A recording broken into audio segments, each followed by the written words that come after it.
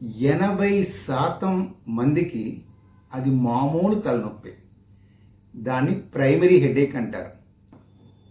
20% తలనొప్పులకే కారణాలు ఉంటాయి. అది మెదడులో. Hello, welcome to my YouTube channel doctor Srinivas ఆరోగ్య world. This is doctor Srinivas, neuro physician, Rajahmundry, Andhra Pradesh, India. ఇవాళ మనం తలనొప్పి, హెడేక్ గురించి డిస్కస్ చేద్దాం. చాలామంది తలనొప్పి అంటే భయపడిపోతూ ఉంటారు. వాళ్ళకి ఏదో పెద్ద జబ్బు వచ్చేసిందని, మెదడులో క్యాన్సర్ ఉందేమో అని భయపడుతూ ఉంటారు. ఇలాగ అస్సలు భయపడవలసిన అవసరమే లేదు. హెడేక్ అనేది ఒక చాలా కామన్ సిమ్టమ్.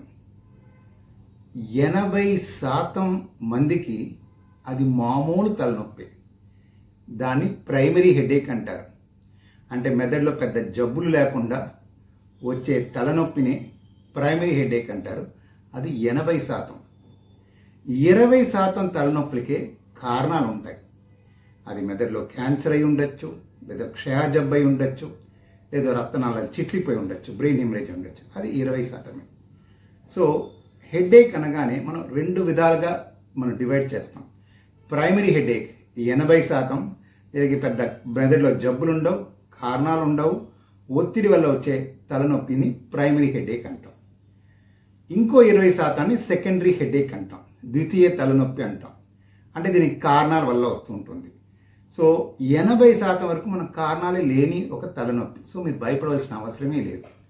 ఈ ప్రైమరీ హెడేక్లో మైగ్రేన్ ఉంటుంది, టెన్షన్ టైప్ హెడేక్ ఉంటుంది, క్లస్టర్ హెడేక్ ఉంటుంది. అలాగే సెకండరీ హెడేక్లో నేను చెప్పినట్టు ట్యూబర్క్లోసిస్ ఉంటుంది, బ్రెయిన్ హెమరేజ్ ఉంటుంది, క్యాన్సర్ ఉంటుంది, రకరకాల జబ్బులు ఉంటుంది.